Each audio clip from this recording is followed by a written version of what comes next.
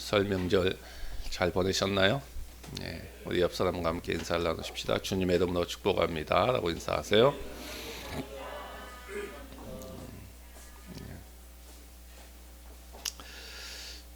오늘은 이사야 40장 6절에서 11절의 말씀을 함께 살펴보겠습니다. 이 말씀을 살펴보기 위해서는 우리가 지난 2주간 동안에 살펴보았던 1절에서 5절 말씀과 그리고 오늘 본문의 말씀의 연관 관계를 여러분들이 좀 주목해서 보는 것이 중요합니다. 1절에서 5절 말씀까지의 내용은 복음의 내용이었습니다. 어떤 내용이었습니까? 우리의 모든 노역이 끝났다. 즉 복역 기간이 끝나고 자유의 몸이 되었다는 것이었죠. 모든 죄값의 형벌을 마쳤다는 것입니다. 그리고 죄악과 죄로부터 사함을 받았습니다. 우리가 받아야 할 형벌보다 더 많은 축복과 구원을 받았습니다. 이것이 어떻게 가능하게 되었습니까? 하나님께서 예수 그리스도를 우리에게 친히 보내주셔서 예수 그리스도를 통해서 가능하게 되었습니다. 그래서 누구든지 여호와의 길을 예비하고 그를 믿고 받아들이는 자는 하나님의 영광을 보게 된다는 것입니다. 이것이 1절부터 5절 말씀까지의 복음의 내용이었습니다.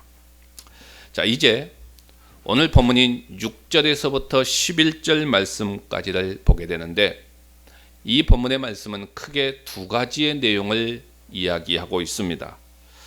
먼저 6절에서 8절 말씀까지를 보게 되면은 자, 6절은 어떻게 시작을 하고 있습니까?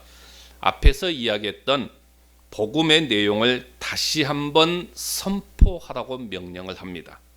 말하는 자의 소리여 이르되 외치라 라고 명령하지요.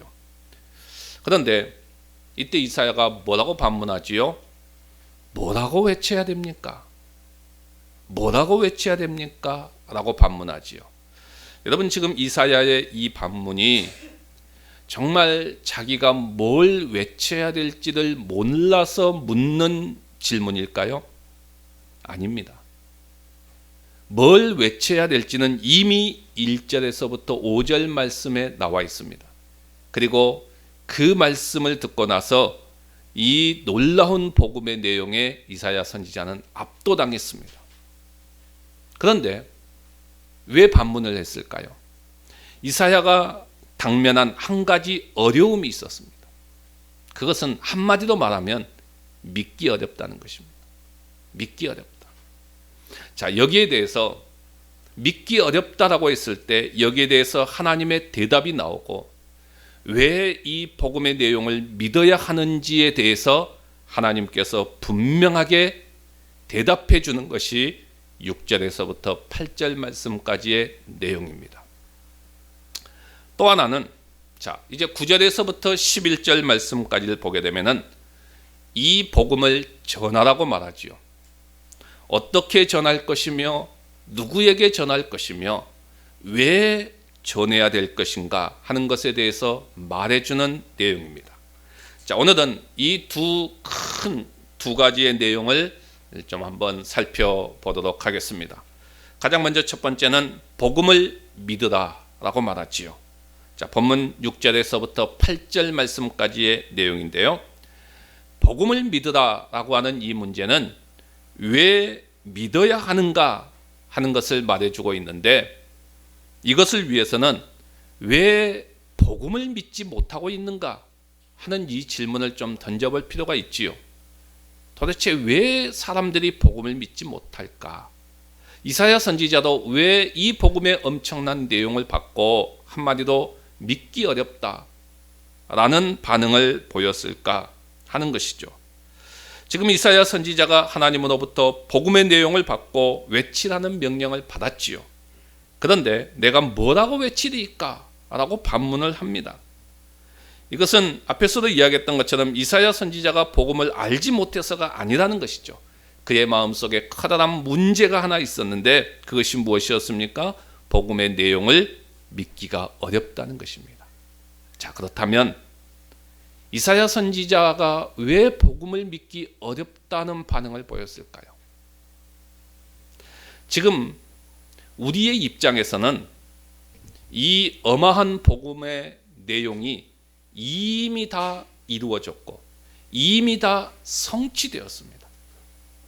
그리고 성령님에 의해서 우리는 이 모든 것들을 쉽게 믿을 수 있게 되었습니다. 그러니까 우리의 입장에서는 이미 다 성취된 내용이기 때문에 이 복음을 받아들이는 데 있어서 훨씬 더 쉬웠다는 것입니다. 그런데 여러분들이 당시에 이사야 선지자의 입장이라고 한번 생각해 보십시오. 당시에 이사야 선지자의 그 상황으로 한번 돌아가 보십시오. 믿을 수 없는 어려움들이 굉장히 많을 것입니다. 굉장히 많을 거예요. 어떤 것들일까요? 먼저 이 메시지가 너무나 크고 너무나 영광스러운 메시지. 너무 크기 때문에 우리는 오히려 믿을 수 없어요. 너무 영광스럽기 때문에 우리는 오히려 믿을 수가 없는 것이죠. 하나님이 어떻게 우리 같은 인간들에게 이런 엄청난 일을 하실까? 이게 쉽게 믿을 수 있는 부분이 아닙니다. 동정녀 탄생이 과연 가능할까? 예수 그리스도의 성육신의 사건이 과연 이런 어마어마한 기적이 가능할까? 이건 너무 엄청난 일이에요. 이사야 선지자 입장에서 쉽게 받아들일 수 없는 부분입니다. 그런가 하면 이 복음이 지금 약속하고 있는 축복과 구원이 너무 엄청난 일입니다. 그래서 더 믿기 어려운 거예요. 또한 여기에 비해서 구원의 당사자가 되는 우리의 인간들의 모습을 봤을 때에 너무나 미약하고 너무나 변덕스럽고 그렇기 때문에 이 엄청난 구원의 내용을 우리가 과연 받아들일 수 있을까? 이것들이 과연 우리 안에서 소화될 수 있을까? 이것들이 과연 이루어질 수 있을까? 하는 이런 문제 때문에 복음을 믿기 어렵다라고 생각한 것이죠. 이 정도의 엄청난 일이 아니고 그냥 어느 정도 우리가 그냥 적당한 수준에서 그냥 받아들일 수 있는 적당한 수준에서 이야기했다고 한다면 이건 훨씬 더 받아들이기 쉽고 믿기가 훨씬 더 쉬웠을 거예요. 그런데 이건 인간의 생각 범위를 훨씬 뛰어넘어 버려요.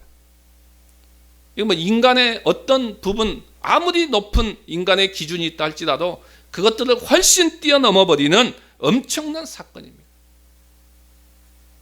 그래서 믿기가 어렵다는 것이죠. 여러분, 이런 부분은 지금도 마찬가지죠. 사람들은 복음의 메시지를 말하면 믿지 않습니다. 왜요? 너무 황당한 이야기를 하고 있다고 생각하지요. 하나님에 대한 이야기를 하면 하나님이 계시면 왜 세상이 이러냐? 하나님이 계시면 왜 믿는 사람들이 그러냐? 정말 너희들이 하나님을 믿는다고 하면은 그리스도인들이 왜 그와 같은 삶을 사느냐? 왜 그렇게 실망스러운 모습들만 보이냐? 왜 그렇게 문제투성이냐? 하나님이 계시다면 그런 식으로 반응합니다. 예수 그리스도에 대해서 말하면 그게 어떻게 가능하냐? 아니, 동정녀 탄생이 그 말이 된다는 소리냐? 그런 황당무계한 소리가 어딨냐? 지금 이렇게 발달한 현대 과학에서 이런 과학적인 상황 속에서도 불가능한 일 아니냐? 성육신이라고 하는 것이 너무 황당한 이야기가 아니냐? 죽었다가 다시 부활했다고? 무슨 전설 따라 삼천리 같은 이야기 하지 말고 사람들이 이런 반응을 보이고 그래서 복음을 무시하고 가볍게 여기고 믿지 않습니다. 너무 황당한 이야기라는 것이죠.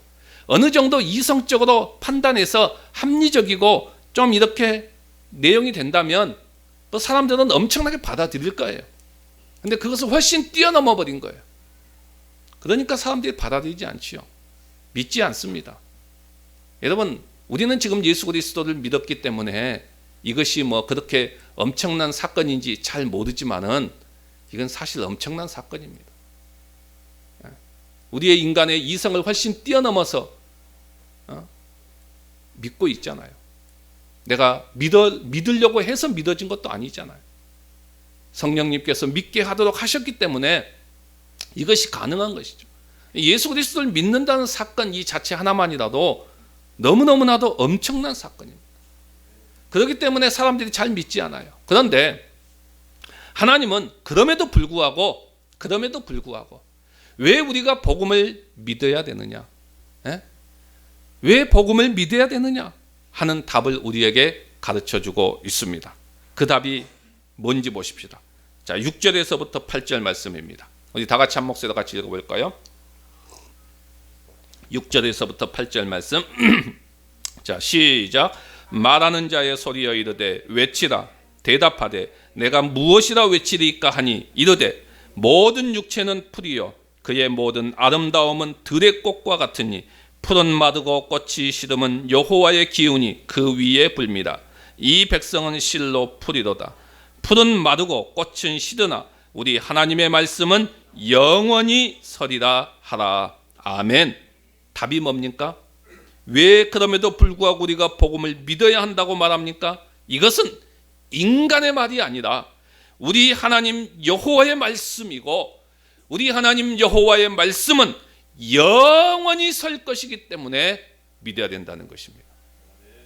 지금 앞에서 이야기하고 있는 이 복음의 내용, 이 하나님의 말씀은 영원히 설 것이기 때문입니다.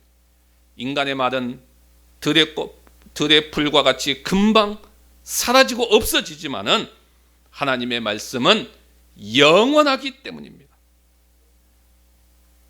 그럼에도 불구하고 사람들이 이렇게 질문할 수 있어요. 그걸 어떻게 할 수 있느냐? 그것은 성경 자체가 스스로 하나님의 말씀임을 증명해 주고 있습니다. 이처럼 우리가 복음을 믿어야 되는 이유는 이것이 하나님의 말씀이기 때문입니다. 영원히 변치 않는 하나님의 말씀이고 영원히 서는 하나님의 말씀이기 때문입니다. 또한 이것은 하나님의 능력이기 때문입니다. 또한 이 약속은 반드시 성취되기 때문입니다. 말씀이 이야기하는 것은 반드시 이루어집니다. 그래서 오늘 본문 6절에서부터 8절 말씀까지는 이 복음에 대해서 우리가 추호도 의심해서는 안 된다. 하나님의 말씀이기 때문에 반드시 믿어야 된다 하는 사실을 분명하게 확인해 주고 있습니다. 두 번째로는 이제 우리가 이 복음을 믿었다고 한다면 그 다음에는 이 복음을 전하라고 말하죠. 이것이 9절에서부터 11절의 내용입니다. 여기도 보게 되면은 세 가지 정도를 이야기합니다. 복음을 어떻게 전할 것인가, 누구에게 전할 것인가, 왜 복음을 전할 것인가의 문제입니다.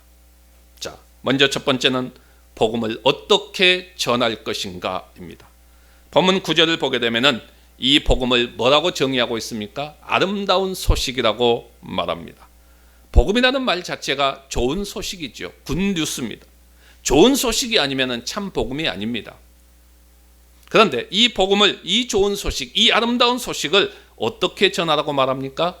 높은 산에 올라 힘써 소리를 높이라고 말합니다. 좋은 소식이기 때문에 힘써서 소리를 높여서 전하라는 것입니다. 또 어떻게 전하라고 말합니까? 두려워하지 말고 소리를 높이라고 말하지요. 복음을 전하는데 방해되는 두려움들이 사실 우리에게 있지요. 내 안에 있는 두려움도 있습니다. 내가 스스로 느끼는 두려움이 있지요. 그런가 하면 외부적인 두려움들도 있습니다. 복음을 전하다가 핍박과 고난을 받는 것들이죠. 이게 지금 초대교회에서 일어났던 그러한 사건들이죠. 사람들이 복음을 미워하기 때문에 우리가 당하는 어려움들이 있을 수 있습니다. 자, 이런 것들을 다 극복하고 어떻게 전하라고 말하지요? 큰 소리로 두려움 없이 담대하게 전하라는 것입니다. 두 번째로는 복음을 누구에게 전할 것인가 했을 때 오늘 본문에 보면은 시온에 전하고 예루살렘에 전하라고 말합니다. 사실 이 복음의 메시지는 가장 먼저 누구에게 전해졌죠? 유대인들에게 전해졌습니다. 그리고 그 유대인들을 통해서 온 세상에 전해지게 되죠. 이것은 사도행전 1장 8절에서 이야기했던 말씀이 그대로 이루어졌습니다. 예루살렘에서부터 시작해서 온 유대와 사마리아와 땅끝까지 전해지는 것을 보게 되지요. 오늘 우리는 땅끝까지 전해지는 과정 속에서 복음을 받아들이고 알게 되어지고 믿게 되었습니다. 그리고 역시 우리 주변에 이 복음을 전할 자들이 많이 있습니다. 우리가 전도하기 어려운 시대라고 말은 합니다. 그러나 전도하기 어려운 시대인 것과 우리가 복음을 전하는 것은 별개의 문제입니다. 우리는 결과를 반드시 얻어야 하는 자들이 아닙니다. 결과는 하나님의 소관이지요. 우리는 과정 속에서 복음을 전하는 자들이고 여전히 이 시대는 전도라고 하는 방법을 통해서 복음을 전하는 것이 하나님의 방법이기 때문입니다. 주님 오실 때까지 이 방법은 변하지 않습니다. 우리는 때를 얻든지 못 얻든지 복음을 전하라는 것이 성경의 명령이고 우리가 해야 할 일입니다. 우리 교회에 바로 이 부분에 있어서 힘있게 일어날 수 있기를 기대해 봅니다. 세 번째로는 복음을 왜 전해야 되느냐? 복음의 놀라운 성격 때문입니다. 복음의 놀라운 성격 때문입니다. 복음이 무엇이냐라고 했을 때 9절에서는 우리 하나님이라고 말씀합니다. 10절과 11절은 우리 주 예수 그리스도라고 말합니다. 자, 그런데 오늘 우리가 복음을 전해야 되는 이유는 복음의 성격 때문이다 라고 말씀하고 있는데 어떤 성격입니까? 이 복음은 우리에게 확실한 구원을 주기 때문입니다. 완전한 구원을 주기 때문입니다. 불완전한 구원이 아닙니다. 완전한 구원, 확실한 구원을 주기 때문에 우리는 이 복음을 전해야 됩니다. 그렇다면 왜 이 복음이 우리에게 완전한 구원, 확실한 구원을 준다고 말할 수 있을까요? 그것은 복음의 내용이 되는 우리 주 예수 그리스도의 두 가지의 모습을 오늘 본문에서 소개하고 있습니다. 그 두 가지의 모습이 무엇입니까?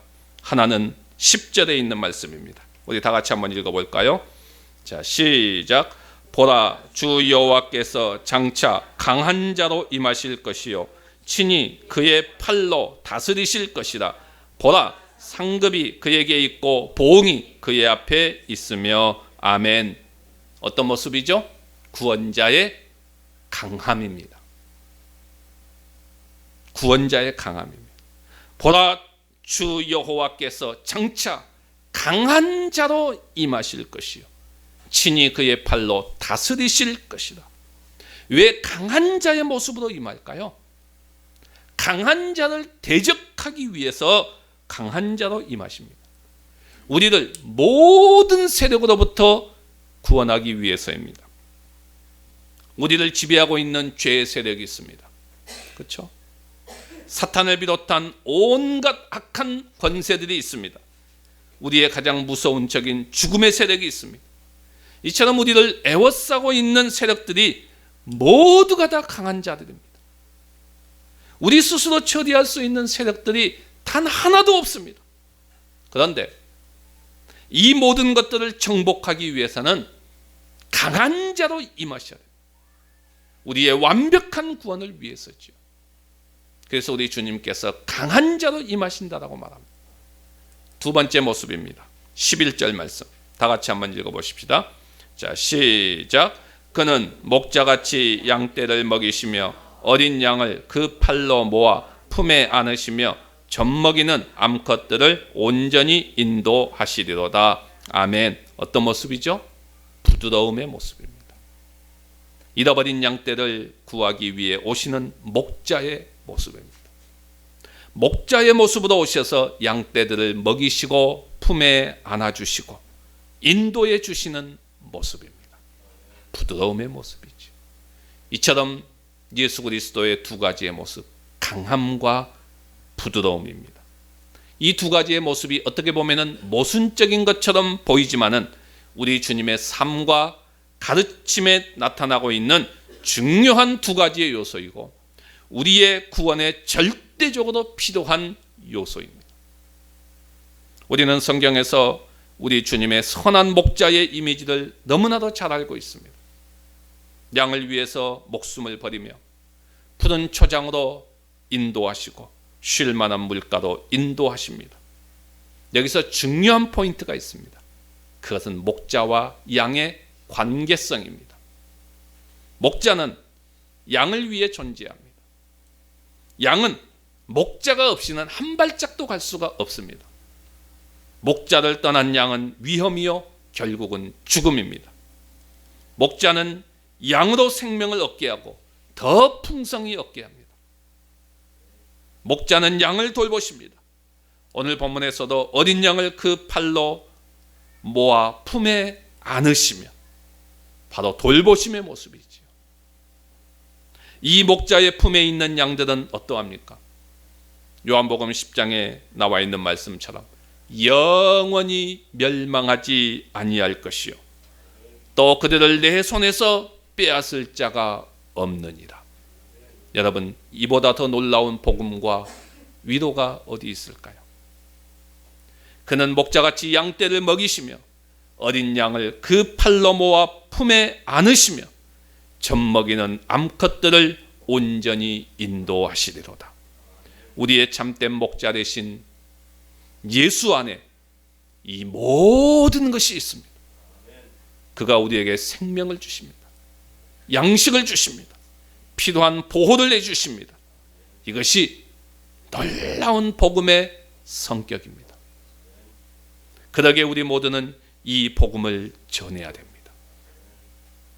오늘 우리 모두가 이 엄청난 복음을 소유했다는 사실을 절대로 잊지 마시고 복음이면 충분하다는 이 믿음을 가지고 복음에 합당한 삶을 살아갈 뿐만이 아니라 이 복음을 담대하게 전하는 자들이 되시기를 주님의 이름으로 간절히 바랍니다.